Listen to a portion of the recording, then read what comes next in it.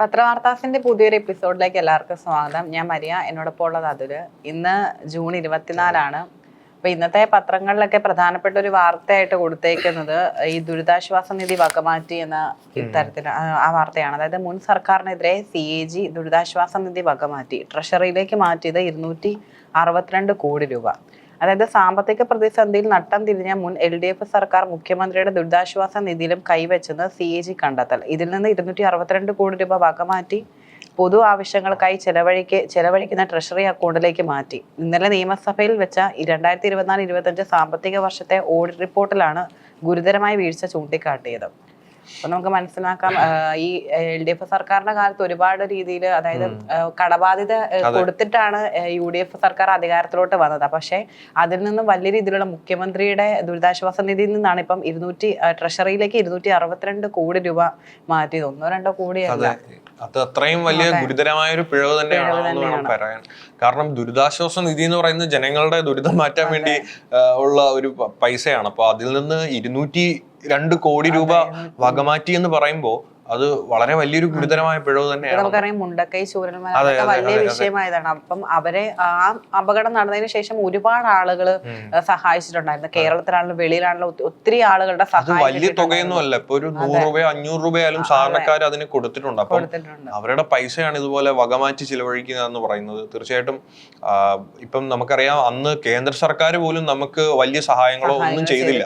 അപ്പൊ ദുരിതാശ്വാസ നിധിയാണ് ആകെയുള്ള ഈ ഒരു പ്രശ്നങ്ങൾ പരിഹരിക്കാനുള്ള ഏക സാമ്പത്തിക സ്രോതസ് എന്ന് പറയുന്നത് ഈ ദുരിതാശ്വാസ നിധിയാണ്. അപ്പോൾ അതിൽ നിന്ന് വകമാറ്റി പണം ചെലവഴിക്കുക എന്ന് പറയുന്നത് തീർച്ചയായിട്ടും അപലപനീയമായ ഒരു കാര്യം തന്നെയാണെന്ന് വേണം പറയാൻ. ഇവിടെ വരുമാനമില്ല, കടം കൂടി. അതായത് വരുമാനം കൂടുന്നതിനേക്കാൾ അധിക തോതിൽ കടം പെരുകുന്നതാണ് സാമ്പത്തിക പ്രതിസന്ധി രൂക്ഷമാക്കുന്നതെന്ന് CAG കിഫ്ബിയും സാമൂഹ്യ സുരക്ഷാ ഫണ്ടും ഉണ്ടാക്കുന്ന അധിക ബാധ്യത കേന്ദ്രത്തിൽ നിന്ന് പ്രതീക്ഷിച്ച് തുക കിട്ടാതിരുന്നത്, ചെലവ് നിയന്ത്രിക്കാൻ കഴിയാത്തത് എന്നിവയും പ്രതിസന്ധിക്ക് രൂക്ഷമായി. ഇപ്പൊ നമുക്കറിയാം, വരുമാനം കിട്ടുന്നില്ല, അതുപോലെ ചെലവ് കൂടിക്കൊണ്ടിരിക്കുകയാണ്. ഇപ്പൊ എല്ലാ സാധനങ്ങൾക്കും വില കൂടുന്നത്. കേരളം വലിയൊരു സാമ്പത്തിക പ്രതിസന്ധിയിലൂടെ തന്നെയാണ് കടന്നു പോകുന്നത്.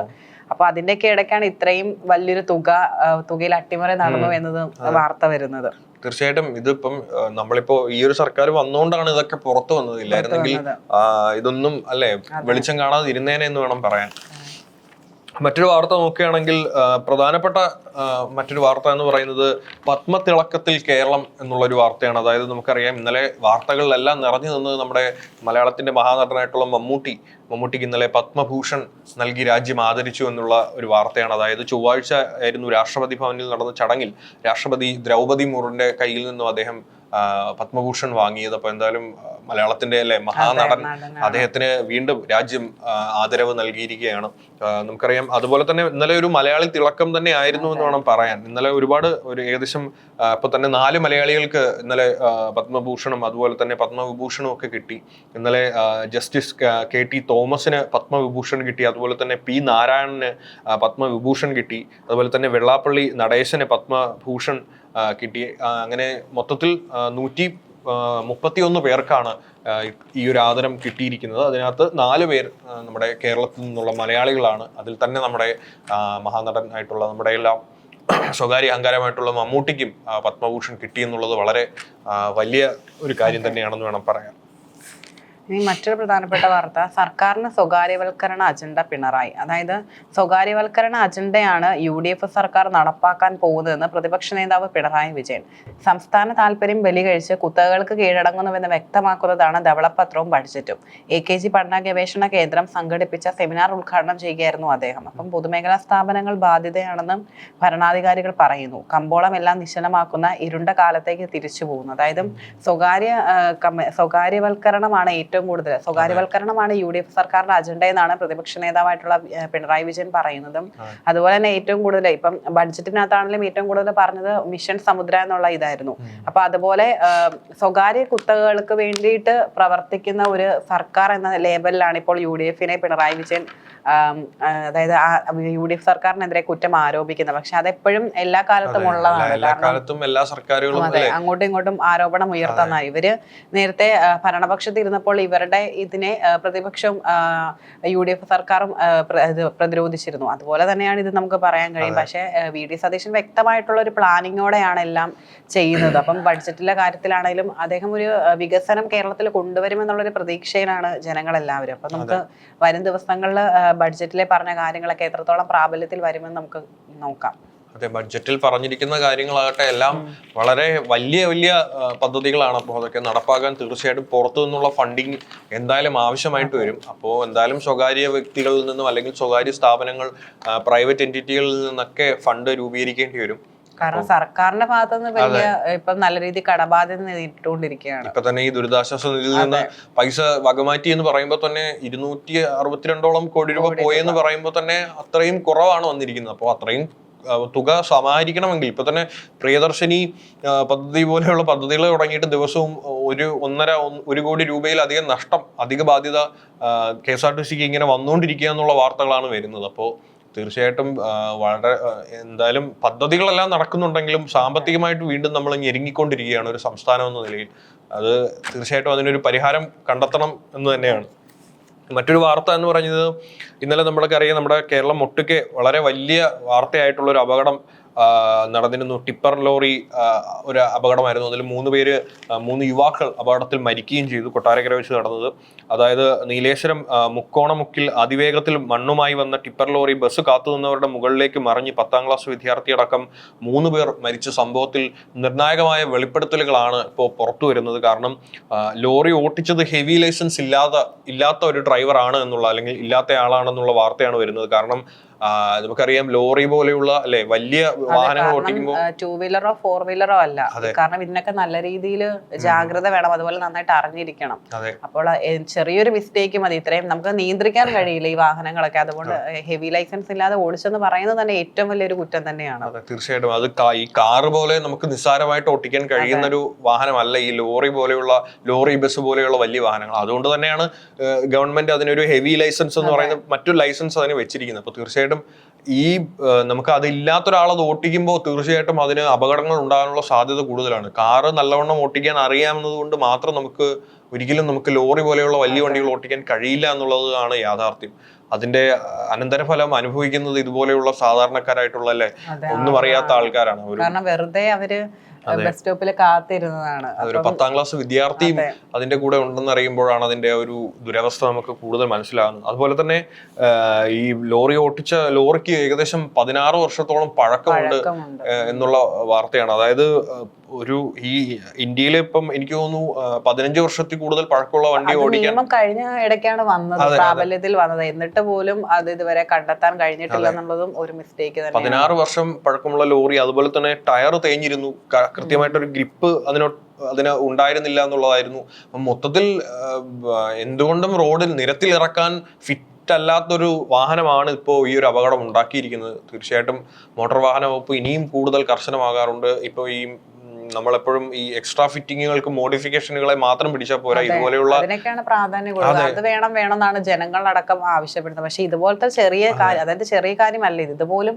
അവര് നേരെ ചൊവ്വേ നടപ്പിലാക്കുന്നില്ല, അത് ശ്രദ്ധിക്കുന്നില്ല എന്നതാണ് യാഥാർത്ഥ്യം എന്ന് പറയുന്നത്. ഇത്തരം കാര്യങ്ങളിൽ ശ്രദ്ധിച്ചില്ലെങ്കിൽ തീർച്ചയായിട്ടും ഇതുപോലെയുള്ള അപകടങ്ങൾ ഇനിയും ഉണ്ടാകും. മോഡിഫിക്കേഷൻ മാറ്റിയത് കൊണ്ട് മാത്രമല്ല, ഇതുപോലെയുള്ള കാര്യങ്ങൾ ശ്രദ്ധിക്കാത്തപ്പോഴാണ് തീർച്ചയായിട്ടും കൂടുതൽ അപകടങ്ങൾ ഉണ്ടാവുക എന്നുള്ളതാണ്. അതുപോലെ തന്നെ ഈ സ്കൂൾ സമയങ്ങളിൽ ക്ഷമയില്ലാത്ത ടിപ്പറുകൾ, അതായത് ഈ സ്കൂൾ സമയത്ത് ടിപ്പറുകൾ നിരത്തിലിറക്കരുതെന്നും അമിത വേഗത നിയന്ത്രിക്കാൻ സ്പീഡ് ഗവർണർ സ്ഥാപിക്കണമെന്നതടക്കം നിയന്ത്രണങ്ങൾ ഏറെ ഉണ്ടെങ്കിലും അവയെല്ലാം കാറ്റിൽ പറത്തിയുള്ള ഓട്ടപ്പാച്ചിൽ നിരത്തുകളിൽ കുട്ടികളുടെ ഉൾപ്പെടെ ജീവനുകൾ കവരുന്നു. അതാണ് ഏറ്റവും വലിയ കാരണം. നമ്മൾ എത്ര നിയമങ്ങൾ നിലവിലുണ്ടെന്ന് പറഞ്ഞാലും അതൊന്നും നടപ്പിലാക്കുന്നില്ല, അതൊന്നും അതൊക്കെ നടപ്പിലാക്കണമെന്നുള്ളൊരു ബോധം അവർക്കില്ല. കാരണം ആ രീതിയിലാണ്, ഓട്ടപ്പാച്ചിലാണ്. ഇപ്പൊ നമുക്ക് പ്രൈവറ്റ് ബസ്സിന്റെ കാര്യം പറയുകയാണെങ്കിൽ അവർക്ക് തമ്മിൽ ഒരു മത്സരമാണ്. ഈ ആൾക്കാരെ കയറ്റുന്നതിനേക്കാൾ ഉപരി മത്സരമാണ്. അതുപോലെ തന്നെയാണ് ഈ ലോറികളുടെ കാര്യത്തിൽ. സ്പീഡിൽ പോകുമ്പം മറ്റ് വാഹനങ്ങൾക്കും അത് ബുദ്ധിമുട്ടാകുന്നുണ്ട്. അതുപോലെ സ്കൂൾ ടൈമുകളിലെ കുട്ടികൾ എന്ന് പറഞ്ഞാൽ നമുക്കറിയാം ഒരുപാട് ശ്രദ്ധയൊന്നും അവർ ഓടിക്കളിച്ച് നടക്കുന്ന സമയമാണ്. അപ്പം ആ ഒരു സമയത്തൊക്കെ ഇങ്ങനെ ലോറി ഇത്ര വലിയ വണ്ടികൾ വരുമ്പോൾ അവരെയും അത് കൂടുതൽ ഇതാക്കത്തേ അപ്പം അവർക്കത് എപ്പോഴും ശ്രദ്ധിക്കണമെന്നില്ല. എപ്പോഴും രക്ഷിതാക്കളോ അല്ലെങ്കിൽ അധ്യാപകരോ കൂടെ ഉണ്ടാകണമെന്നില്ല. അപ്പോൾ ഇത്തരത്തിലുള്ള ഈ സ്കൂൾ സമയങ്ങളിലൊക്കെ ഇത്തരത്തിൽ, കാരണം കൂടുതലും രാത്രി സമയങ്ങളിലാണ് ഇത്തരത്തില് ലോഡ് കൊണ്ടുപോകാനും അതെ അങ്ങനത്തെ ഉള്ള സമയങ്ങളിലാണ്, ഈ തിരക്കുള്ള സമയങ്ങളിൽ സ്കൂൾ സമയങ്ങളിൽ മാക്സിമം ഇത് ഒഴിവാക്കി പോകുന്നതായിരിക്കും ഏറ്റവും നല്ലത്. പക്ഷെ അത്തരത്തില് അതുപോലെ തന്നെ സ്കൂളിന്റെ സമീപത്ത് എത്തുമ്പോൾ വേഗത കുറയ്ക്കണമെന്നുള്ള ഇതൊക്കെ ഉണ്ട്. പക്ഷെ അതൊന്നും അടിക്കുക, പക്ഷെ അതൊന്നും ആരും പാലിക്കാതെയാണ് പോകുന്നത്. ഈ നമ്മുടെ കോട്ടയം ഭാഗത്ത് നമ്മുടെ കല്ലറയിൽ തന്നെ ഇഷ്ടംപോലെ ലോറികളുടെ ഒരു നിര തന്നെയാണ്. ഇങ്ങനെ ഇടതടവില്ലാതെ റോഡും കൂടെ ആ ചെറുതായതുകൊണ്ട് മറ്റു വാഹനങ്ങൾക്കുള്ള ബുദ്ധിമുട്ടാണ്. എപ്പോ വേണ്ടതും അപകടം ഉണ്ടാകാം എന്നുള്ളൊരു നിലയിലാണ്. അടുത്ത് തന്നെ സ്കൂളും കാര്യങ്ങളും എല്ലാം ഉള്ള സ്ഥലം തന്നെയാണ്. അപ്പോൾ അവിടെയും ഇങ്ങനെ ഇത്തരത്തിൽ ലോറികൾ ഒരു ഇടതടവില്ലാതെ പൊക്കോണ്ടിരിക്കുമ്പോൾ തീർച്ചയായിട്ടും വളരെ അപകടകരമായിട്ടുള്ള, അത് ലോറി ഡ്രൈവർമാര് തന്നെയാണ് ഇത് അവരെ ശ്രദ്ധിക്കേണ്ടത്. കാരണം ഇപ്പോ ഇന്ന് ഇത് മറ്റൊരാളുടെ മക്കളാണ് നിങ്ങളുടെ അപകടത്തിൽപ്പെടുന്നെങ്കിൽ നാളെ മറ്റൊരു ടിപ്പർ അടിച്ചിട്ട് നിങ്ങളുടെ മക്കളാവാം. നമുക്കൊന്നും പറയാൻ പറ്റില്ല. അപ്പം ഇത് നമ്മൾ തന്നെ ശ്രദ്ധിച്ച്, അല്ലെങ്കിൽ ലോറി ഡ്രൈവർമാർ തന്നെ ശ്രദ്ധിക്കണം എന്നുള്ളതാണ്. കാരണം ഗവൺമെന്റ് ഇനി ഒരു കർശന നിയമമൊക്കെ ഉണ്ടാക്കിയെടുക്കാൻ ഇനിയും അറിയാലോ, നിയമനിർമ്മാണമൊക്കെ അത്രയും സ്ലോ ആയിട്ടുള്ള നിയമം നിലനിൽക്കുന്നുണ്ടെന്നുള്ള കാര്യത്തിലാണ്. 15 വർഷം പഴക്കമുള്ള വണ്ടികൾ ഉപയോഗിക്കരുതെന്നുള്ള നിയമം നിലനിൽക്കുമ്പോൾ തന്നെയാണ് ഇത്തരത്തിൽ ഉള്ള ഈ അപകടങ്ങളും അതുപോലെ ആ വണ്ടി ഓടിച്ചു. അപ്പൊ അവർക്കൊക്കെ എന്ത് ധൈര്യത്തിലാണ് അവർ ഇത് ചെയ്യുന്നതെന്ന് മനസ്സിലാകുന്നത്. പിടിക്കപ്പെട്ടില്ലെന്നുള്ള ഉറച്ച വിശ്വാസം കൊണ്ടായിരിക്കാം. അപ്പം അതെന്താണെങ്കിലും ഗവൺമെന്റ് തന്നെയാണ് അത് ശ്രദ്ധിക്കേണ്ടത്. തീർച്ചയായിട്ടും. ഇനി മറ്റൊരു പ്രധാനപ്പെട്ട വാർത്ത എന്ന് പറഞ്ഞാൽ നീറ്റ് UG ടെലിഗ്രാം നിരോധനം നീക്കി, ഫലപ്രഖ്യാപനം വൈകില്ല. അപ്പം നമുക്കറിയാം ഈ നീറ്റ് പരീക്ഷ വലിയ രീതിയിലും ടെലിഗ്രാം വരെ ബാൻ ചെയ്ത് വളരെ രീതിയിൽ സുരക്ഷിതത്വത്തോടെയാണ് നടത്തിയത്. പക്ഷെ എങ്കിൽ പോലും അതിനകത്ത് ഒരുപാട് ആളുകളെ പിടിക്കുകയൊക്കെ ചെയ്തിരുന്നു. അതായത് സിം കാർഡ് അടിവസ്ത്രത്തിൽ ഇട്ടിട്ട് പോകുന്നു. അതുപോലെ തന്നെ ശുചിമുറിയിൽ നേരത്തെ തന്നെ പരീക്ഷയ്ക്ക് മുമ്പ് തന്നെ ഫോൺ വെച്ചിട്ട് ബാത്റൂമിൽ പോകാന്ന് പറഞ്ഞിട്ട് ഗൂഗിളിൽ സെർച്ച് ചെയ്ത് അങ്ങനത്തെ വാർത്തകൾ വന്നിരുന്നു. അപ്പം നീറ്റ് UG പുനഃപരിശോധനയുടെ പശ്ചാത്തലത്തിൽ ടെലിഗ്രാം ആപ്പിനെ ഏർപ്പെടുത്തിയിരുന്ന കാലിക നിരോധനം കേന്ദ്ര സർക്കാർ നീക്കി. പരീക്ഷ കഴിഞ്ഞ ഞായറാഴ്ചയാണ് നടത്തിയിരുന്നത്. മെസ്സേജും എഡിറ്റിംഗ് ഫീച്ചറിങ്ങും നിയന്ത്രണം 30 വരെ തുടരും. വ്യാജ പ്രചാരണങ്ങൾ തടയാനാണ് 16-ന് നിരോധനം ഏർപ്പെടുത്തിയത്. അതേസമയം ഫലം എത്രയും വേഗം പ്രഖ്യാപിക്കാനാണ് NDAയുടെ ശ്രമം. അപ്പം ഫലം ഉടനെ തന്നെ പ്രഖ്യാപിക്കുന്നു പറഞ്ഞു. അതുപോലെ തന്നെ കൂടുതൽ കുട്ടികൾ പറഞ്ഞിരുന്ന ഒരു കാര്യം എന്ന് പറയുന്നത് കഴിഞ്ഞ പ്രാവശ്യത്തെക്കാൾ പാടായിരുന്നു, ബുദ്ധിമുട്ടായിരുന്നു ഈ പ്രാവശ്യത്തെ എന്നാണ്. എന്തായാലും ടെലഗ്രാം അതിന്റെ നിയന്ത്രണങ്ങളൊക്കെ നീക്കിയിട്ടുണ്ട്. നമുക്കറിയാം ഒരുപാട് പേര് അതിൽ അസ്വസ്ഥരായിരുന്നു.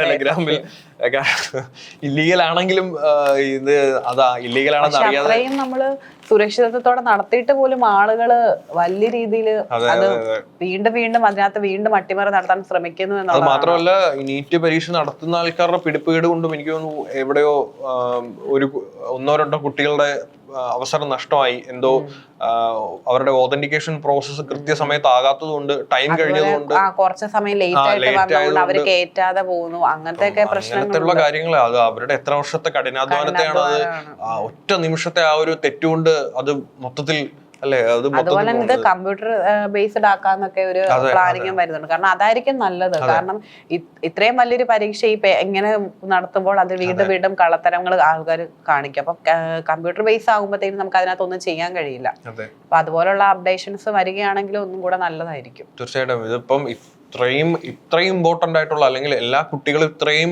പ്രാധാന്യത്തോടെ അവരുടെ ഇത്രയും വർഷങ്ങൾ ചെലവഴിച്ച് കഠിനാധ്വാനം ചെയ്ത് പഠിക്കുന്ന ഒരു പരീക്ഷയാണ്. അപ്പോൾ തീർച്ചയായിട്ടും ഇത് നടത്തുന്നവരും അത്രയും പ്രാധാന്യത്തോടെ തന്നെ ഇത് കാണണം എന്നുള്ളതാണ്. അല്ലെങ്കിൽ ഇതില് നീറ്റ് പരീക്ഷയോടുള്ള വിശ്വാസം കുട്ടികൾക്ക് കുറഞ്ഞു കഴിഞ്ഞാൽ കഠിനാധ്വാനത്തിന് ഒരു വിലയും നൽകുന്നില്ല എന്നൊരു, കാരണം അത്രയും കഷ്ടപ്പെട്ട് പഠിച്ചത് വീണ്ടും പരീക്ഷ എഴുതി അത് ഭയങ്കര ബുദ്ധിമുട്ടായിരുന്നത് പറയുമ്പോൾ അവരുടെ ഒരു മാനസികാവസ്ഥ നമുക്ക് മനസ്സിലാക്കാം. ഇനി മറ്റൊരു പ്രധാനപ്പെട്ട വാർത്ത എന്ന് പറയുന്നത് G7-ൽ 8ാം സ്വാധീന ശക്തിയായി ഇന്ത്യ. പശ്ചിമേഷ്യൻ സംഘർഷങ്ങളുടെ പശ്ചാത്തലത്തിൽ ജൂൺ 15 മുതൽ 17 വരെ ഫ്രാൻസിലെ ഏവിയനിൽ നടന്ന G7 52ാമത് ഉച്ചകോടി ഏറെ നിർണായകമായിരുന്നു. France, America, UK, Japan, Italy, Canada, European union എന്നിവയുമായി ഗ്രൂപ്പ് ഓഫ് 7 അനൗപചാരികമായി കൂട്ടായ്മയിൽ അംഗമല്ലെങ്കിലും ഔട്ട്റീച്ച് സെക്ഷനിൽ ഇന്ത്യയും പങ്കെടുത്തു. ഇന്ത്യയുടെ നിലപാടുകൾക്ക് ആഗോള പ്രാധാന്യം വ്യക്തമാക്കി പ്രധാനമന്ത്രി നരേന്ദ്രമോദി ലോക നേതാക്കളുമായി ഇടപഴകി.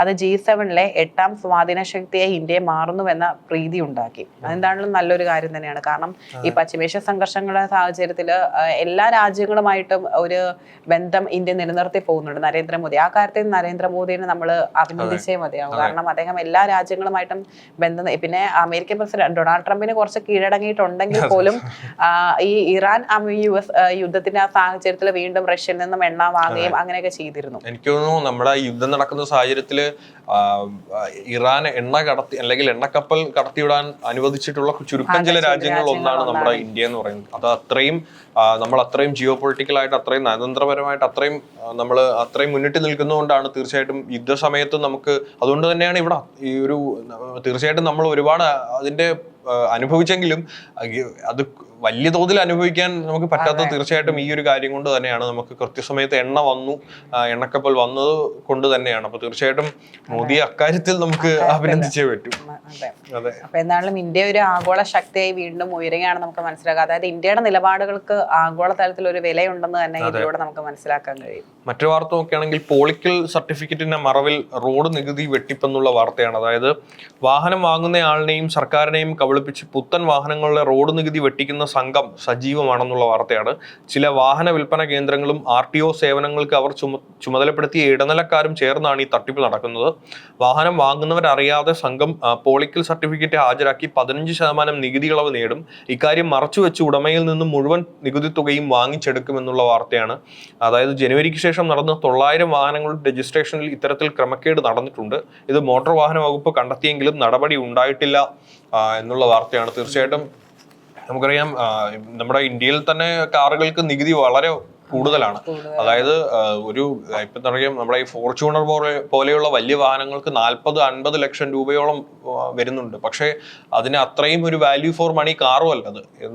കാരണം അതിന്റെ ഒറിജിനൽ വില എന്ന് പറയുന്നത് ഏകദേശം 20 ലക്ഷം മാത്രമേ അതിന്റെ മേക്കിങ്ങിന് ഉണ്ടാകുന്നുള്ളൂ. ബാക്കി 30 ലക്ഷത്തോളം അതിന്റെ നികുതിയാണ് നമുക്ക് ഈ 30 ലക്ഷം എന്ന് പറയുന്നത്. അപ്പോൾ നമ്മുടെ ഇന്ത്യയിൽ എനിക്ക് തോന്നുന്നു കാറുകൾക്ക് ബാക്കിയുള്ള രാജ്യങ്ങൾ വെച്ച് നോക്കുമ്പോൾ വലിയ തോതിലാണ് നികുതി ചുമത്തുന്നത്. അപ്പോൾ അതിനിടയിലും ഇത്തരത്തിലുള്ള തട്ടിപ്പുകാർ നിന്ന് ഈ നികുതി ഇളവ് മേടിച്ചെടുത്തതിനു ശേഷം സാധാരണക്കാരായ കസ്റ്റമേഴ്സിൽ നിന്ന് മുഴുവൻ തുകയും വാങ്ങിച്ചെടുക്കുന്നു എന്നുള്ള വാർത്തകളാണ് വരുന്നത്. അപ്പോൾ തീർച്ചയായിട്ടും ഇത് ഗവൺമെന്റ് ഇടപെടേണ്ടതാണ്. കാരണം ഒരു കാറ് വാങ്ങുക എന്നൊക്കെ പറയുന്നത് സത്യത്തിൽ ഒരു മിഡിൽ ക്ലാസ് കുടുംബത്തിന് ഒരു ബാധ്യത തന്നെയാണ്. അപ്പോൾ അവിടെയും ഇത്തരത്തിലുള്ള തട്ടിപ്പുകൾ നടക്കുന്നു.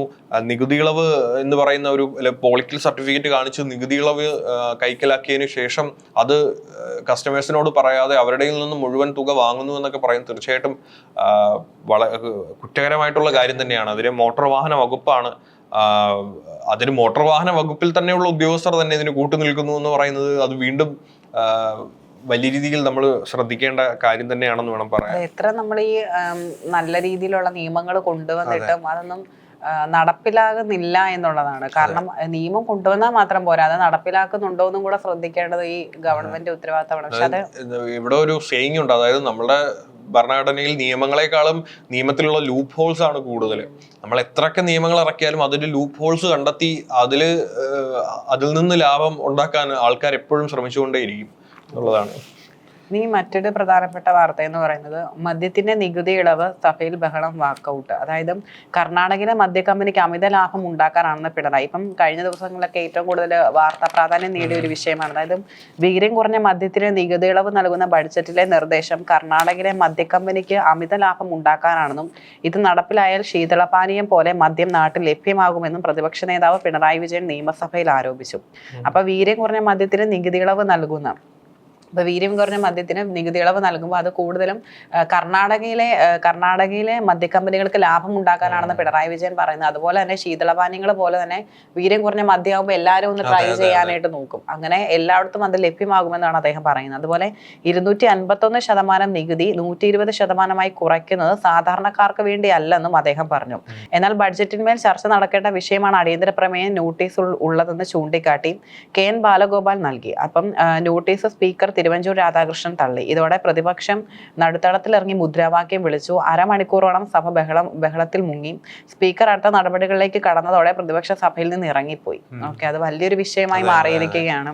തീർച്ചയായിട്ടും നമുക്കറിയാം ഈ ലഹരി കുറഞ്ഞ, അതായത് ആൽക്കഹോൾ കണ്ടന്റ് കുറഞ്ഞ പാനീയങ്ങൾ നികുതികളോ വരുമ്പോൾ തീർച്ചയായിട്ടും അതിന്റെ വില കുറയും, ആൾക്കാർ കൂടുതൽ അത് വാങ്ങും. ഒന്ന് ട്രൈ ചെയ്യും, കാരണം കുടിക്കാത്തവരാണെങ്കിൽ പോലും ഒന്ന് ട്രൈ ചെയ്തേക്കാം എന്നുള്ളൊരു മെന്റാലിറ്റി അവർക്ക് വരും. അപ്പം തീർച്ചയായിട്ടും അതിന് പിന്നിൽ ആരാണ്, അല്ലെ, അതിനകത്ത് നമുക്ക് അറിയില്ല. കുറയും കൂടെ ചെയ്യുമ്പോഴത്തേക്കും ആൾക്കാർ കൂടുതൽ അതിനകത്തോട്ട് അട്രാക്റ്റഡ് ആവുകയാണ്. തീർച്ചയായിട്ടും വലിയ വലിയ കമ്പനികളെല്ലാം ഒരു സർക്കാർ വരുമ്പോൾ അവരെ സ്വാധീനിക്കാൻ ശ്രമിക്കും. അവരുടെ ഉൽപ്പന്നങ്ങൾക്ക് നികുതി അല്ലെങ്കിൽ നികുതികളോ പോലെയുള്ള കാര്യങ്ങളൊക്കെ കൊണ്ടുവരാൻ ശ്രമിക്കും. അതൊക്കെ എല്ലായിടത്തും നടക്കുന്ന കാര്യം തന്നെയാണ്. പക്ഷേ പ്രതിപക്ഷം ഉന്നയിച്ചിരിക്കുന്നത് എന്തായാലും തീർച്ചയായിട്ടും വളരെ സീരിയസ് ആയിട്ടുള്ള ഒരു കാര്യം തന്നെയാണ്. കർണാടകയിലെ മദ്യ കമ്പനികൾക്ക് ലാഭം ഉണ്ടാക്കാനാണെന്ന് അദ്ദേഹം പറയുന്നുണ്ട്. അപ്പൊ അതിനകത്ത് എന്തെങ്കിലും ഡീലുണ്ടോ നമുക്കറിയില്ല. മറ്റൊരു വാർത്ത എന്ന് പറയുന്നത് നവജാത ശിശുക്കൾക്കും ആധാർ കാർഡ് എന്നുള്ള ഒരു വാർത്തയാണ്. അതായത് കുട്ടികളുടെ ജനന സർട്ടിഫിക്കറ്റ് ലഭിച്ചാൽ ഉടൻ തന്നെ അവർക്ക് ആധാർ കാർഡ് എടുക്കണമെന്ന് സംസ്ഥാന IT കമ്മീഷൻ അറിയിച്ചിട്ടുണ്ട്. 5 വയസ്സുവരെയുള്ള കുട്ടികളുടെ ആധാർ എൻറോൾമെന്റ് വേളയിൽ ബയോമെട്രിക് ശേഖരിക്കില്ല. മാതാപിതാക്കളുടെ ആധാറുമായി ബന്ധിപ്പിച്ചാണ് കുട്ടികൾക്ക് ആധാർ നൽകുന്നത്. കുട്ടിയുടെ ജനന സർട്ടിഫിക്കറ്റ് മാത്രം ഹാജരാക്കിയാലും മതിയാകും. സമയബന്ധിതമായി ആധാർ എടുക്കുന്നത് കുട്ടികൾക്ക് ഭാവിയിൽ വിവിധ തടസ്സങ്ങൾ ഇല്ലാതിരിക്കാനും അതുപോലെ തന്നെ സർക്കാർ ആനുകൂല്യങ്ങൾ തടസ്സമില്ലാതെ ലഭിക്കാനും സഹായമാകുമെന്നുള്ള വാർത്തയാണ് വരുന്നത്. അപ്പോൾ എന്തായാലും ഇനി തൊട്ട് നവജാത ശിശുക്കൾക്കും ഇനി തൊട്ട് ആധാർ കാർഡ് വേണം എന്നുള്ള വാർത്തയാണ്. അതുപോലെ തന്നെ മാതൃഭൂമിയിലെ ഈ ഒരു കോളത്തില് അതിന്റെ അവര് എവിടെയാണ് ഇതിനെക്കുറിച്ച് കൂടുതൽ അറിയേണ്ടതെന്നുള്ള നമ്പരൊക്കെ കൊടുത്തിട്ടുണ്ട്.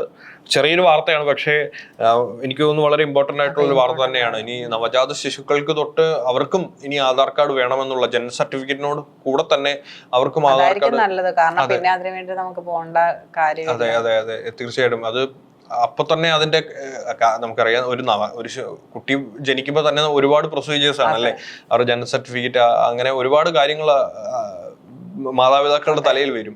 അപ്പൊ അതിന്റെ കൂടെ ആധാറും കൂടെ ആവുമ്പോ ആ ഒരു അപ്ഡേഷൻ മാത്രം ചെയ്താൽ മതിയാകും. ഇനി മറ്റൊരു പ്രധാനപ്പെട്ട വാർത്ത, ഓക്സിജൻ ഇല്ലാതെ ജീവനറ്റ് 10 പുഴകൾ. അതായത് ഓക്സിജന്റെ അളവ് വലിയ തോതിൽ കുറഞ്ഞതോടെ സംസ്ഥാനത്തെ 10 പുഴകൾ ജീവനറ്റ നിലയിലായി.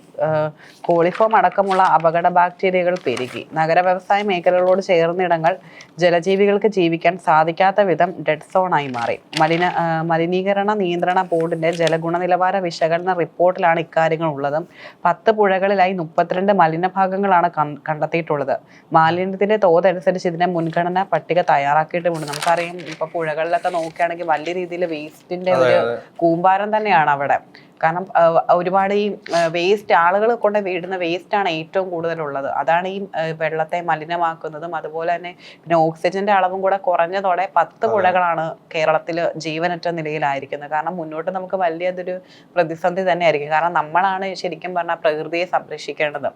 നമ്മൾ തന്നെ ഇപ്പം അതിനെ ഇല്ലാതാക്കാൻ നോക്കിക്കൊണ്ടിരിക്കുകയാണെങ്കിൽ അത് ഇപ്പൊ നമുക്ക് വലിയ പ്രശ്നമില്ലായിരിക്കും, പക്ഷെ കുറെ നാള് കഴിയുമ്പോഴായിരിക്കും അതെ ഏറ്റവും കൂടുതൽ പ്രശ്നം. കാരണം വെള്ളത്തിന്റെ ഒക്കെ ലഭ്യത നമുക്കറിയാം. ഇപ്പൊ മഴക്കാലം ആയതുകൊണ്ട് എല്ലാവരും ഇങ്ങനെ, പക്ഷെ കഴിഞ്ഞ വേനൽക്കാലത്ത് നമ്മൾ അനുഭവിച്ചതാണ് വെള്ളം, കിണറുകൾ വറ്റുന്നതും. അപ്പൊ അതുകൊണ്ട് മഴക്കാലം മാറും, അത് കഴിഞ്ഞ് വീണ്ടും വേനൽ തന്നെയാണ് വരുന്നത്. അപ്പൊ ആ സമയത്ത് നമ്മൾ ഇത്തരത്തിൽ പുഴകൾ വറ്റുകയാണെങ്കിൽ നമ്മൾ ആശ്രയിച്ചിരുന്ന പല സ്രോതസ്സുകളും, നമുക്ക് ജലത്തിനായിട്ട് ആശ്രയിച്ചിരുന്ന പല ഇതും നമുക്ക് കിട്ടാതെ വരും. അപ്പൊ പ്രകൃതി ഒരു പൊതുവെ ഒരു ചൊല്ലുണ്ട്, അതായത് ബാക്കി എല്ലാ രാജ്യങ്ങളിലും ഒരു പുഴ ഒഴുകുന്നുണ്ടെങ്കിൽ അത് നേരെ അതിനെ അഭിമുഖീകരിക്കുന്ന രീതിയിലായിരിക്കും അവിടെ കെട്ടിടം പണിയുക. കാരണം പുഴ മനോഹരമായിട്ടൊരു സ്ഥലമാണല്ലോ. ഇന്ത്യയിൽ മാത്രമാണ് ഒരു പുഴ ഒഴുകുന്നുണ്ടെങ്കിൽ അതിന് ഓപ്പോസിറ്റ് ആയിട്ടായിരിക്കും ഒരു കെട്ടിടം പണിയുക. കാരണം ബാക്കി കൂടെ ചാലിട്ട് ആ വേസ്റ്റ് പുഴയിലോട്ട് ഒഴുക്കാവുന്നുള്ള രീതിയിൽ. അപ്പോൾ അതുകൊണ്ട് അത് തന്നെ സൂചിപ്പിക്കുന്നത്, കാരണം നമ്മള് പുഴയെ നമ്മൾ നോക്കി കാണുന്നത് തന്നെ ഒരു വേസ്റ്റ് ഒഴുക്കി വിടാനുള്ള ഒരു സ്ഥലമായിട്ടാണ്. കാരണം ഇപ്പൊ നമുക്ക് ഒരുപാട്, അതാണ് എപ്പോഴും നിയമങ്ങൾ പ്രാബല്യത്തിലുണ്ട്, പക്ഷെ എന്തുകൊണ്ട് അതൊന്നും നല്ല രീതിയിലാണോ നടപ്പിലാക്കുന്നതെന്ന് ആരും നോക്കുന്നില്ലെന്നുള്ളതാണ്, അധികൃതർ നോക്കുന്നില്ലെന്നുള്ളതാണ്. നമ്മുടെ പല പ്രശസ്തമായ പുഴകളും ഇപ്പൊ വേസ്റ്റ് കൊണ്ട് നിറഞ്ഞു ഒഴുകുകയാണെന്ന് വേണം പറയാൻ. അത് വളരെ കഷ്ടം. അല്ലെങ്കിൽ നമുക്ക് കാണുമ്പോ തന്നെ നമുക്ക് അല്ലേ ഒരു എന്താ ഇത്രയും വേസ്റ്റ് വന്നത്. കാരണം അത് ആ വെള്ളത്തെ ആശ്രയിക്കുന്ന ഒരുപാട് ആളുകൾ ഉണ്ടായിരിക്കും. പക്ഷെ അവർക്ക് അപ്പൊ ഈ മലിനജലം വരുമ്പോഴത്തേക്കിനും അത് വലിയ രീതിയിലുള്ള ബുദ്ധിമുട്ടാണ്. ഏറ്റവും കൂടുതൽ ബാധിക്കുന്നത് താഴേക്കിടയിലുള്ള ജനങ്ങളെയാണ്. കാരണം ഈ പുഴയുടെ സൈഡിലൊക്കെ ചെറിയ ചെറിയ വെച്ച് താമസിക്കുന്ന ഒരുപാട് ആളുകളുണ്ട്. അപ്പം അവരെ ആശ്രയിക്കുന്നത് ആ ജലത്തെയാണ്. അപ്പം അത് വലിയൊരു കുറ്റം തന്നെയാണ്. അത് ഇനിയും ആവർത്തിക്കാതിരിക്കാൻ എല്ലാവരും ശ്രദ്ധിക്കണം. ഇനി മറ്റൊരു പ്രധാനപ്പെട്ട വാർത്ത എന്ന് പറയുന്നത് കാലവർഷം പിണങ്ങിപ്പോയി വൈദ്യുതിക്ക് മഴക്കാലത്തും സർചാർജ്. കാലവർഷം പിണങ്ങിപ്പോയത് മൂലമുണ്ടായ പ്രതിസന്ധി ഒഴിവാക്കാൻ KCB ഉയർന്ന വിലയ്ക്ക് വൈദ്യുതി വാങ്ങുന്ന ഉപഭോക്താക്കൾക്ക് അധിക ബാധ്യതയാകും. മുൻകാലങ്ങളിൽ വേനൽക്കാലത്ത് ഉയർന്ന വിലയ്ക്ക് വൈദ്യുതി വാങ്ങുന്നതിന്റെ അധിക ബാധ്യതയാണ് സർചാർജായും നിരക്ക് വർധനയായും എത്തിയിരിക്കുന്നത്. കാലവർഷം ചതിച്ചതോടെ ജൂൺ ഉൾപ്പെടെയുള്ള മഴ സീസണിലെ വൈദ്യുതിക്കും സർചാർജ് നൽകണം. പീക്ക് സമയ വൈദ്യുതിക്കും യൂണിറ്റിന് 10 രൂപയിലധികം വിൽക്കേണ്ട സാഹചര്യമാണ് ഇപ്പോൾ. കൈമാറ്റ കരാറുകൾ വഴി വിവിധ സംസ്ഥാനങ്ങൾക്ക് വൈദ്യുതി തിരിച്ചു നൽകാൻ KCB നിർബന്ധിതവുമാണ്. അപ്പം വേനൽക്കാലത്ത് അതെ എല്ലാം കൊണ്ടും കേരളം വലിയൊരു പ്രതിസന്ധിയിലോട്ട് തന്നെയാണ്.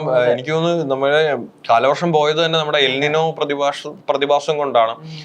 അന്ന് തന്നെ ഒരു ഇത് വന്നിരുന്നു. ഈ എൽനിനോ പ്രതിഭാസം വരുന്നത് കൊണ്ട് തന്നെ തീർച്ചയായിട്ടും നമ്മുടെ കാലവർഷത്തിന് കുറവ് വരും, പ്രതീക്ഷിച്ചതുപോലെ കിട്ടില്ല എന്ന് അതേപോലെ തന്നെ സംഭവിച്ചു. എനിക്ക് തോന്നുന്നു കാലാവസ്ഥാ വകുപ്പ് ഈയിടയ്ക്ക് പ്രഖ്യാപിച്ചതിൽ കൃത്യമായിട്ട് നടന്നത് ഇത് മാത്രമേ ഉള്ളൂ എന്നാണ് തോന്നുന്നത്. കാരണം പിന്നെ അങ്ങോട്ട് കറക്റ്റ് ഒരു മഴയെ ഉണ്ടായിട്ടില്ലല്ലേ. ഇപ്പൊ തന്നെ ഒരു മഴക്കാലമാണെന്നുള്ളൊരു ഫീലേ ഇല്ല. കാരണം വല്ലപ്പോഴും പെയ്താലായി എന്നുള്ളൊരു അത് തീർച്ചയായിട്ടും അത് വളരെ വലിയൊരു അല്ലെ. കൃത്യമായിട്ട് നമുക്ക് കേരളത്തെ സംബന്ധിച്ചിടത്തോളം, കേരളം പോലൊരു സംസ്ഥാനത്തെ സംബന്ധിച്ചിടത്തോളം കൃത്യമായിട്ട് മഴ ലഭിച്ചാൽ മാത്രമേ നമ്മുടെ പല കാര്യങ്ങളും അല്ലെ, കൃഷിയാകട്ടെ അല്ലെങ്കിൽ നമ്മുടെ ഒരു കാലാവസ്ഥ ഇതൊക്കെ ആവട്ടെ, എല്ലാം നിലനിന്ന് പോകണമെങ്കിൽ നമുക്ക് കൃത്യമായിട്ട് മഴ ലഭിച്ചേ പറ്റൂ. അല്ലെങ്കിൽ ചൂട് ഇനിയും ഉയരും. കാരണം കഴിഞ്ഞ വേനൽക്കാലം ഒരു രക്ഷയില്ലാത്ത വേനൽക്കാലമായിരുന്നു. അത് ഓരോ വർഷം കഴിയുമ്പോഴും ചൂടിങ്ങനെ കൂടിക്കൊണ്ട് വരികയാണ്. അത് തീർച്ചയായിട്ടും ഇപ്പൊ തന്നെ ആ ചൂടിന് ആകെ ഒരു ആശ്വാസം വരുന്നത് തന്നെ ഈ മഴ വരുമ്പോഴാണ്. അതും കുറവാണെന്ന് പറയുമ്പോൾ തീർച്ചയായിട്ടും അത് നമുക്ക് അതിപ്പോ തന്നെ നമുക്ക് ഈ വൈദ്യുതി പോലെയുള്ള കാര്യങ്ങളിലൊക്കെ ഇടിവ് വരും എന്നുള്ളതാണ്. കൃത്യമായിട്ട് മഴ ലഭിച്ചില്ലെങ്കിൽ നമുക്ക് ഒരുപാട് വൈദ്യുതിയുടെ ആവശ്യം ഉണ്ടായിരുന്നു. AC പോലെയുള്ള കാര്യങ്ങളൊക്കെ നമുക്കറിയാം. ഇപ്പൊ ഓരോ വീട്ടിലും വാങ്ങിച്ചുകൊണ്ടിരിക്കുകയാണ്. അല്ലെ, വീട്ടിലൊരു വണ്ടി പോലും ഇല്ലെങ്കിൽ ഒരു AC അത്യാവശ്യമാണെന്നുള്ളൊരവസ്ഥ വന്നിരിക്കുകയാണ്.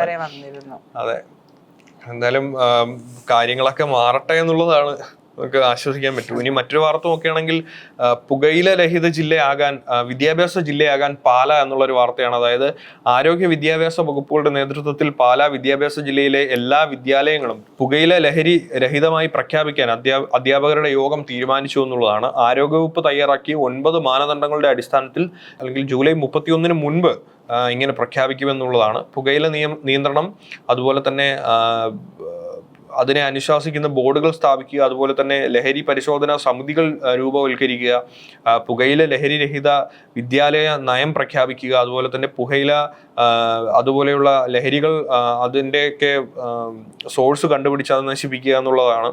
അതുപോലെ തന്നെ എല്ലാ വിദ്യാലയങ്ങളുടെയും 100 മീറ്റർ ചുറ്റളവിൽ ഒരു ലഹരി വസ്തുക്കളും വിൽപ്പന പാടില്ല എന്നുള്ള ഇതാണ്. അപ്പൊ എന്തായാലും എനിക്ക് തോന്നുന്നു പാലാ ജില്ലയിലെ സർക്കാർ അല്ലെങ്കിൽ അവരുടെ ഭരണ നേതൃത്വം എന്തായാലും നിയമങ്ങളൊക്കെ കൊണ്ടുവരണം. അതാണ് ഏറ്റവും നല്ലത്. കാരണം ഇപ്പൊ സ്കൂളിന്റെ സമീപത്തൊക്കെ വെക്കുമ്പോഴാണ് കുട്ടികളാണെങ്കിലും അതിലോട്ട് പോകുന്നതും അങ്ങനെ തെറ്റുകൾ ചെയ്യുന്നതും. അപ്പൊ അതൊക്കെ ഈ ലഹരി മാഫിയകളെല്ലാം ഈ സ്കൂളിനെ കേന്ദ്രീകരിച്ചാണ്, സ്കൂൾ കോളേജ് അങ്ങനെ കേന്ദ്രീകരിച്ചാണ് നിലനിൽക്കുന്നത്. കാരണം അവിടെയാണ് ഏറ്റവും എളുപ്പത്തിൽ അവർക്ക് സ്വാധീനിക്കാനും വിൽക്കാനും ഒക്കെ കഴിയുക എന്നുള്ളതാണ്. കാരണം കുട്ടികളാണ്, അവരെയാണ് ഏറ്റവും എളുപ്പത്തിൽ പറ്റിക്കാനും ഇതുപോലെയുള്ള ലഹരികൾ വിൽക്കാനും സാധിക്കും. തീർച്ചയായിട്ടും ഇങ്ങനെ ഒരു ഇനിഷ്യേറ്റീവ് എടുത്തത് എന്തായാലും വളരെ നല്ലൊരു കാര്യം ആണെന്ന് വേണം പറയാൻ. ഇത് പാലയിൽ മാത്രം നിന്നാൽ പോരാ, കേരളത്തിലെ എല്ലാ ജില്ലകളിലും എല്ലാ സ്ഥലങ്ങളിലും ഇതുപോലെയുള്ള പ്രവർത്തനങ്ങൾ നടന്നാൽ മാത്രമേ തീർച്ചയായിട്ടും ഇപ്പം എനിക്ക് തോന്നുന്നു ഇത് തൂഫാന്റെ ഭാഗമായിട്ടായിരിക്കാം.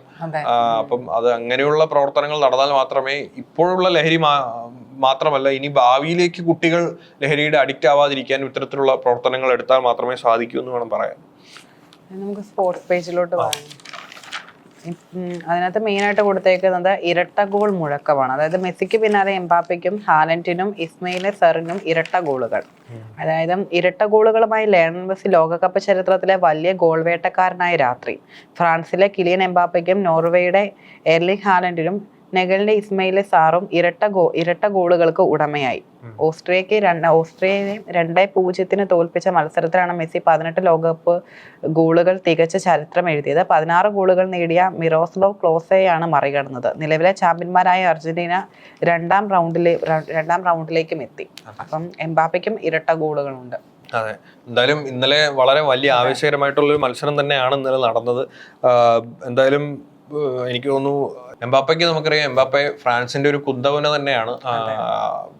അദ്ദേഹം കളിക്കുന്ന രീതിയാകട്ടെ, അല്ലെങ്കിൽ വളരെ ഫ്രാൻസിന്റെ ആരാധകർക്ക് ഒരുപാട് പ്രതീക്ഷ നൽകുന്ന രീതിയിലാണ് അദ്ദേഹത്തിന്റെ ടീമും ഒക്കെ കളിക്കുന്നത്. അപ്പം തീർച്ചയായിട്ടും ഈ വട്ടത്തെ കപ്പടിക്കാൻ സാധ്യതയുള്ള ടീമുകളുടെ മുൻപന്തിയിൽ തന്നെയാണ് ഫ്രാൻസ് നിൽക്കുന്നത്. മറ്റൊരു വാർത്ത നോക്കുകയാണെങ്കിൽ പോർച്ചുഗലിന് വമ്പൻ ജയം എന്നുള്ള വാർത്തയാണ് വരുന്നത്. റോണോ റോക്സ് എന്ന് പറഞ്ഞിട്ടൊരു തലക്കെട്ടോടുകൂടിയാണ് കൊടുത്തിരിക്കുന്നത്. പോർച്ചുഗൽ ഇന്നലെ എനിക്ക് തോന്നുന്നു ആദ്യ മത്സരത്തിലെ ഒരു വളരെ നിരാശാകരമായ ഒരു കളിക്ക് ശേഷം ഇന്നലെ വമ്പൻ രീതിയിലാണ് തിരിച്ചു വന്നിരിക്കുന്നത്. 5-0 അവര് ജയിച്ചിരിക്കുന്നത്. അതിനകത്ത് ക്രിസ്ത്യാനോ റൊണാൾഡോ 2 ഗോള് അദ്ദേഹത്തിന്റെ ഭാഗത്ത് നിന്നുണ്ടായി എന്നുള്ളതാണ്. അപ്പം അദ്ദേഹവും കഴിഞ്ഞ കളിയിൽ വളരെ ഫോം ഔട്ട് ആയ രീതിയിലായിരുന്നു. വലിയ രീതിയിലുള്ള വിമർശനങ്ങളും ഒരുപാടൊക്കെ ഉയർന്നു. കാരണം ഇത്രയും 41 വയസ്സായി, പ്രായമായി, ഇനി കളിക്കാനുള്ള ശേഷിയില്ല. അതുപോലെ മെസ്സിനായിട്ട് കമ്പയർ ചെയ്തും ഒരുപാട് പേര് പറഞ്ഞിട്ടുണ്ടായിരുന്നു.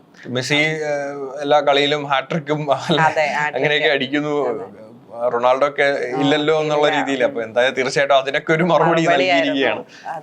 കാരണം അത് ഓൾറെഡി പറഞ്ഞിട്ടുണ്ട്. ഇപ്പൊ വാർത്തകളിലൊക്കെ ഏറ്റവും കൂടുതൽ വന്നത് റൊണാൾഡോനെ വിമർശിക്കുന്നവർക്ക് എപ്പോഴും റൊണാൾഡോ മറുപടി കൊടുക്കുന്നത് പന്തുകളിലൂടെ മാത്രമായിരിക്കും. അപ്പം ഗോൾ അടിച്ചുകൊണ്ട് തന്നെയാണ് അദ്ദേഹം മറുപടി കൊടുത്തേക്കുന്നത്. ഇതിൽ ഏറ്റവും ശ്രദ്ധിക്കേണ്ട ഈ മെസ്സി റൊണാൾഡോ പോലെയുള്ള ഇത്തരത്തിലുള്ള ലെജൻസിനെ ഒന്നും നമ്മൾ വിമർശിക്കുന്ന സമയത്ത് അവര് തിരിച്ചു വരാൻ അവർക്ക് ഒരു മത്സരം മതി, അല്ലെങ്കിൽ ഒരു ഗോള് മതി എന്നുള്ളതാണ്. അപ്പം ഇപ്പൊ റൊണാൾഡോനെ സംബന്ധിച്ച് അദ്ദേഹം കളി ഇപ്പൊ എല്ലാരും വലിയ രീതിയിൽ വിമർശിച്ചു. പക്ഷെ എന്തുകൊണ്ടാണ് അദ്ദേഹം ഒരു കാലത്ത് എന്തായിരുന്നു എന്നുള്ളത് ഈ വിമർശിക്കുന്നവർക്ക് അറിയില്ല എന്നാണ് യാഥാർത്ഥ്യം. കാരണം മെസ്സി ഫുട്ബോളിൽ ഇതിഹാസമാണ്. അതുപോലെ തന്നെയാണ് റൊണാൾഡോ. അതുപോലെയാണെന്നല്ല, റൊണാൾഡോ കളിക്കുന്ന രീതിയിൽ റൊണാൾഡോയ്ക്ക് മാത്രമേ കളിക്കാൻ പറ്റൂ. അതുപോലെ മെസ്സി കളിക്കുന്ന പോലെ റൊണാൾഡോയ്ക്കും പറ്റില്ല, റൊണാൾഡോ കളിക്കുന്ന പോലെ മെസ്സിക്കും പറ്റില്ല. പക്ഷെ അത് ഈ അതായത് വിമർശിക്കുന്നവരെ മനസ്സിലാക്കുന്നില്ല. ഒരു ഇത്രയും വലിയൊരു ഇതിഹാസ താരം ഒരു കളി തോറ്റു അല്ലെങ്കിൽ ഗോൾ അടിച്ചില്ലെന്ന് പറഞ്ഞ എന്തൊക്കെ വിമർശനങ്ങളാണ്. പ്രായമായി ഈ 41 വയസ്സില് എത്ര പേർക്ക് ഇങ്ങനെ കളിക്കാൻ പറ്റും? ഈ വിമർശിക്കുന്നവർക്ക് അതൊന്നും ചിന്തിക്കാതെ ആളുകൾ കുറ്റം പറഞ്ഞുകൊണ്ടിരിക്കുകയാണ്.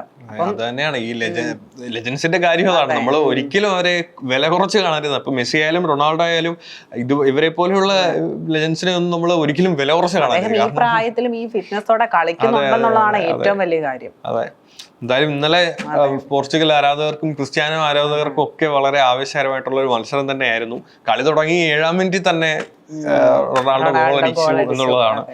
അതെ, എന്തായാലും ഇനിയും മത്സരങ്ങൾ കിടക്കുകയാണ്. അപ്പൊ ഇനിയും നമുക്ക് കണ്ടറിയാല്ലേ, ഇനിയിപ്പം മത്സരം ടൈറ്റ് ആവും എന്നുള്ളതാണ്.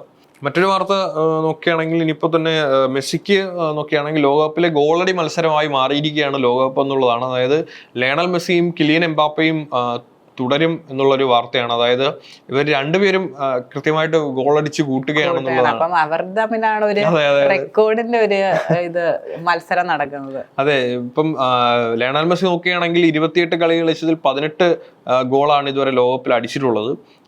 എംബാപ്പെ ആണെങ്കിൽ 16 കളി കളിച്ചതിൽ 16 ഗോളുണ്ട്. അതായത് അപ്പം ഏകദേശം അതെ, കാരണം 28 കളി കളിച്ചിട്ടാണ് മെസ്സി 18 ഗോൾ അടിച്ചത്. എംബാപ്പെ അപ്പൊ തന്നെ 2 ഗോളിന് മാത്രമാണ് 16 കളിയിൽ വരെ. 16 അപ്പൊ അദ്ദേഹത്തിന് ഇനിയും കളിയുണ്ട്, ഇനിയും മുന്നോട്ട് പോകും. അതെ, എന്തായാലും മൊത്തത്തിൽ ആവേശകരമായ മത്സരങ്ങളാണ് ഇപ്പോൾ നടക്കുന്നത് എന്നുള്ളതാണ്. അപ്പം എല്ലാ ടീമുകളും വമ്പൻ ടീമുകളെല്ലാം ഗോൾ അടിക്കുന്നതിൽ യാതൊരു ദാക്ഷിണ്യവും കാണിക്കുന്നില്ല എന്നുള്ളതാണ്.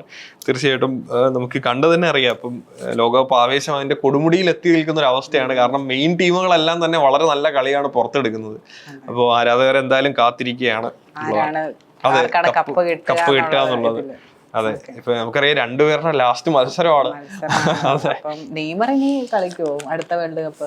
നെയ്മർ അറിയില്ല. നെയ്മർ ബ്രസീൽ ടീമിനോട് തന്നെ കോച്ചിന് വലിയ താല്പര്യം ഇല്ലെന്നാണ് തോന്നുന്നത് നെയ്മറിനെ. കാരണം പുള്ളി ഇനിയിപ്പോ കളിച്ചേക്കുന്നൊക്കെ വാർത്തകൾ വരുന്നുണ്ട്. പക്ഷേ അദ്ദേഹം ഇതുവരെ കളിച്ചിട്ടില്ല. അപ്പൊ എങ്ങനെയാണെന്ന് അറിയില്ല. കോച്ചിനോട് ചോദിക്കുമ്പോ കോച്ച് പറയുന്നത് ബാക്കി പിള്ളേരുണ്ടല്ലോ, പുതിയ പിള്ളേർ കയറി വരട്ടെ. നെയ്മറിനൊക്കെ ഇനി കളിക്കാൻ വേണമെങ്കിൽ അടുത്ത വേൾഡ് കപ്പിലും കളിക്കാം. അതെ, നെയ്മർ ഒരു ഇൻസ്പിറേഷൻ ആയി ഇങ്ങനെ കാരണം കഴിഞ്ഞ വേൾഡ് കപ്പിൽ എല്ലാരും പറഞ്ഞിരുന്നതാണ് ഇവര് 3 ഇതിഹാസങ്ങളും അവസാന വേൾഡ് കപ്പാണെന്ന്. പക്ഷെ ഇത് ഇനിയിപ്പം റൊണാൾഡോയുടെ എന്താണല്ലോ അവസാനത്തെ നമുക്ക് പറയാൻ പറ്റില്ല, കാരണം എങ്ങനെയാണ് മുന്നോട്ട് പോകുന്നതെന്ന്. അപ്പം നെയ്മറിനൊക്കെ ഇനിയും ചാൻസ് ഉണ്ട്, കാരണം അദ്ദേഹത്തിന് എപ്പോഴും പരിക്ക് കാരണം അദ്ദേഹത്തിന് ശരിയായ രീതിയിൽ കളിക്കാൻ പറ്റിയിട്ടില്ല. ഇനി എന്താണെങ്കിലും ബ്രസീൽ നെയ്മർ തിരിച്ചു വരട്ടെ എന്ന് നമുക്ക് പറയാം. ഓക്കെ, അപ്പൊ എന്താണ് നമ്മൾ അത്യാവശ്യം പ്രധാനപ്പെട്ട വാർത്തകളൊക്കെ നമ്മൾ കവർ ചെയ്തിട്ടുണ്ട്. അപ്പം നാളെ വീണ്ടും കാണാം.